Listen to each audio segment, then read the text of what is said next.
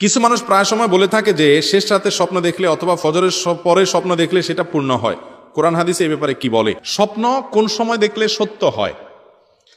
কোরআন এবং হাদিস ঘাটলে এ সম্পর্কে সুস্পষ্ট কোনো পরিষ্কার কোনো নির্দেশনা পাওয়া যায় না যে এই সময় স্বপ্ন দেখলেই সেটা সত্য হবে। তবে হ্যাঁ, ঘুম কিছুটা পাতলা থাকলে স্বপ্ন এর ব্যাখ্যা বিশেষজ্ঞরা অনেকেই বলেন, লেখেন যে সেই সময়ের ঘুমটা, সেই সময়ের স্বপ্নটা সত্য হয় এবং সকালের টাইমটা, এই টাইমটা কিছুটা ফজরের আগের টাইমটা বা সকালের টাইমটা, স্বপ্ন যেটা দেখার পর মানুষের স্পষ্ট মনে থাকে কি দেখছে, এটা সত্য হওয়ার সম্ভাবনা বেশি থাকে। স্বপ্ন তিন প্রকার, একটা হলো সত্য স্বপ্ন, একটা হলো মিথ্যা স্বপ্ন, আরেকটা হলো জল্পনা কল্পনার কারণে যে স্বপ্ন দেখে সেটা।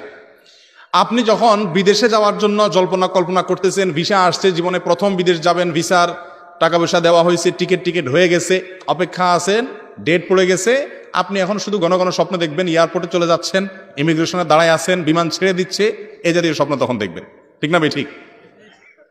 বিয়ে ঠিকঠাক হয়েছে, কথাবার্তা সব পাকাপাকি হয়েছে, এখন শুধু দেখবেন শ্বশুরবাড়ি, শাশুড়ি, ভালো ভালো রান্না বাড়া, এগুলা যেটা মানুষ জল্পনা কল্পনা করে, অনেক সময় শুইলে সেটা স্বপ্নে রেখে, এটার কোনো বিশেষ ব্যাখ্যা আপনার থাকে না, বরং এগুলো হলো অনেকটা ওই জল্পনা কল্পনার কারণে ব্যাখ্যাহীন স্বপ্ন।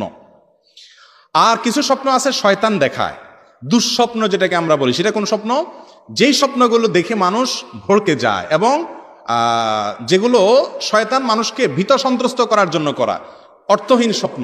যেমন কথার কথা, আপনি দেখছেন যে সিঁড়ির উপর দিয়ে আপনি সাইকেল চালা যাচ্ছে, ঘামাইতে ঘামাইতে শেষ, আপনার একজন দৌড়াইতে দৌড়াইতে শেষ, এরপর দেখলেন যে আপনি খাটের নিচে পড়ে গেছে। হ্যাঁ, স্বপ্নে আপনি দেখতেছেন যে তুমুল মারামারির বোর্ডে দেখতেছেন ঘামাই গেছে। এরকম অনেক আজগবি স্বপ্ন অনেক সময় দেখি আমরা, যে স্বপ্নগুলো শয়তান আমাদেরকে অস্থির করে তোলার জন্য দেখায়। গাড়ি চালাচ্ছেন, ব্রেক ফেল হয়ে গেছে, আর দৌড়াচ্ছেন, তো এরকম অনেক সময় হয়, এগুলো শয়তান দেখায়। এগুলোকে অনেকটা হলুম বলা হয়, হলুম। আর যেটা সত্য স্বপ্ন সেটা আল্লাহর তরফ থেকে হয়। বিশেষ করে ইমানদার কিয়ামতের আগে খুব বেশি বেশি সত্য স্বপ্ন দেখবে, হাদিসে আসছে। সত্য স্বপ্ন যে এটার কিছু আলামত আছে।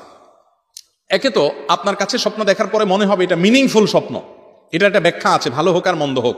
হয়তো আপনাকে কোনো বিষয় আল্লাহ সতর্ক করতে চাচ্ছেন আসন্ন কোনো বিপদ থেকে, ওটা স্বপ্নের মাধ্যমে আল্লাহ দেখান।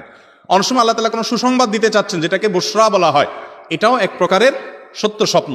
এটা দেখার পরে আপনার মধ্যে স্পষ্ট মনে হয় যে এটা একটা মিনিংফুল স্বপ্ন। এবং কখনো কখনো এই ধরনের স্বপ্ন একেবারে দিনের আলোর মতো, জাগার পরেও পরিপূর্ণ মনে হয় যে আমি স্বপ্নে দেখি না, ডাইরেক্ট দেখছি, এরকম। এগুলো সত্য স্বপ্ন হওয়ার কিছু আলামত। এই বিষয়গুলো ভালো করে জানার জন্য স্বপ্নের ব্যাখ্যা বুঝেন এমন কোনো ব্যক্তির কাছে যাওয়া যেতে পারে। আজকাল একটা বড় দুঃখজনক বিষয়, স্বপ্নের ব্যাখ্যা বুঝেন এমন আলেম ওলামা দেশে একেবারে কম। আমি নিজেও বুঝি না খুব একটা, পণ্ডিত এবং এই বিষয় বিশেষজ্ঞ মানুষ নাই, অথচ মুসলমানদের একটা বড় সম্পদ ছিল এটা। এটা দিন দিন হারিয়ে যাচ্ছে আমাদের কাছ থেকে। নবী করিম সাল্লাল্লাহু আলাইহি ওয়াসাল্লাম স্বপ্নের ব্যাখ্যা দিতেন। স্বপ্ন যদি আপনি ভালো দেখছেন, মনে হয় খুশি খুশি লাগে, মনে হচ্ছে কোনো গুড নিউজ আছে স্বপ্নের মধ্যে আমার জন্য, তাহলে সেই স্বপ্ন আপনার প্রিয় বা পছন্দের কাছের লোকদেরকে বলতে পারেন।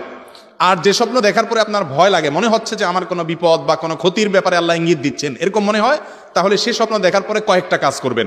বুখারীর হাদিস, বিভিন্ন হাদিসের কিতাবে কয়েকটা কাজের কথা আসছে। নাম্বার 1, এই স্বপ্ন দেখার পর ঘুম ভেঙে গেলে হঠাৎ করে বাম দিকে 3 বার থুতু ফেলবেন। আবার দেখে ফেলায় মানুষজন আছে কি। আর থুতু ফেলানো বলতে গালভর্তি থুতু না, মানে শুইর আগে যে পরিমাণ মানে পানি থাকে ওই পরিমাণ, জাস্ট থুতু করে, আমরা মুখে বলি থুতু, ওই রকম করে 3 বার ফেলবেন। কারণ ইবলিস বাম দিক থেকে মানুষকে সাধারণত কি করে, এই জাতীয় অ্যাটাকগুলো করে, আক্রমণগুলো করে। 2 নম্বর কাজ হলো আউযু বিল্লাহি মিনাশ শাইতানির রাজিম পড়বেন। আল্লাহ আপনার কাছে দুষ্ট জিন থেকে, দুষ্ট শয়তান থেকে, বিতাড়িত শয়তান থেকে পানা চাই।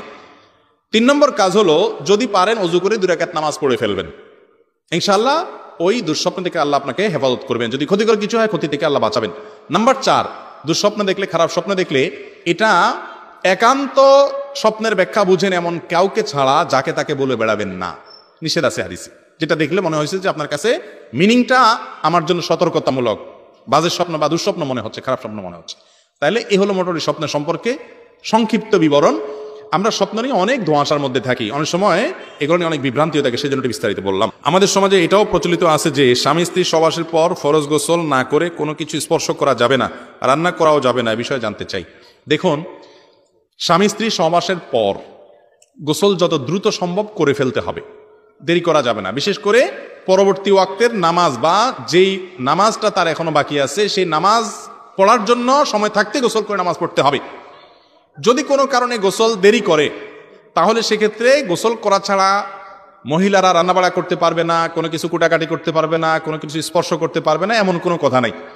এই মাসআলাগুলো বেশিরভাগ মহিলাদের বিরুদ্ধে আমরা ফিট করি, ভুয়া মাসআলা, যে গোসল ফরজ হয়েছে, এখন কোনো কিছু করা যাবে না গোসল করা ছাড়া।